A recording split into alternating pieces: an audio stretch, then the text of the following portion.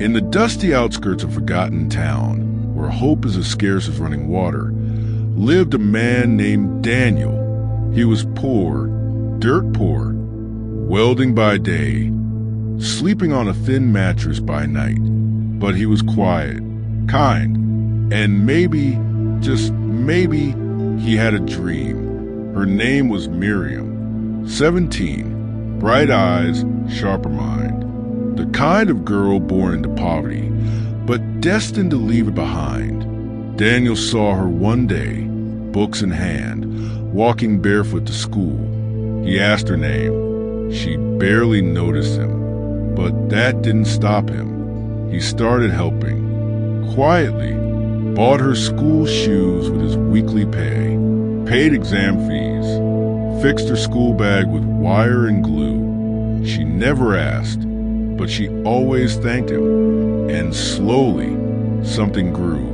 Not just gratitude, not just hope, a promise. Miriam said one day, when she finished school, when she became somebody, she would marry him. Daniel didn't write it down. He didn't need to. It was etched in his mind like scripture. Years passed. Miriam excelled. She went to college, the first in her family. She stopped using public transport, got a job, new friends. Daniel kept welding, still poor, still dreaming. They spoke less often. She became harder to reach. First, she stopped visiting. Then she stopped returning his calls.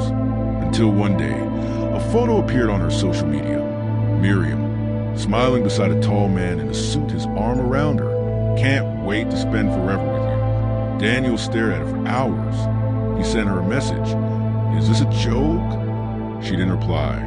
Weeks later, news spread to the neighborhood like wildfire. Miriam was getting married to a wealthy businessman from the capital. Invitations were sent, decorations planned. A bright future waited, except for Daniel. He wasn't invited. He confronted her once, outside a store, asked her why.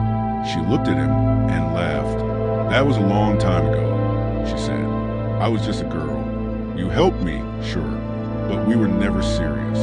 He stood there, mouth open. Her fiancé pulled her away. No one remembers what Daniel said that day, but those who saw him said something in his eyes changed. The wedding was planned for Saturday. White dress, garden venue, gold-trimmed invitations, a choir, everything she'd ever wanted.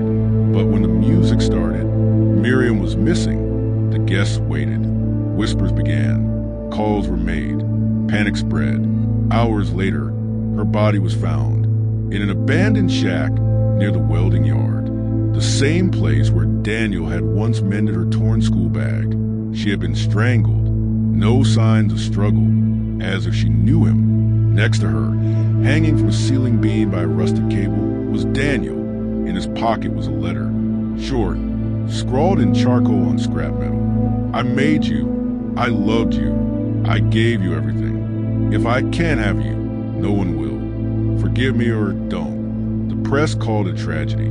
Some called him a monster. Others, the broken man. But the truth is, love twisted by entitlement becomes poison. And Miriam, a girl who only wanted to escape, paid the ultimate price for someone else's version of loyalty.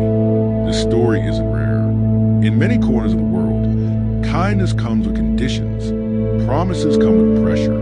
And when one person's love becomes another's debt, tragedy often follows. Daniel didn't kill out of love. He killed out of control, out of resentment masked as devotion. And Miriam, she was just a girl who wanted more, who thought she could rise without dragging the past behind her.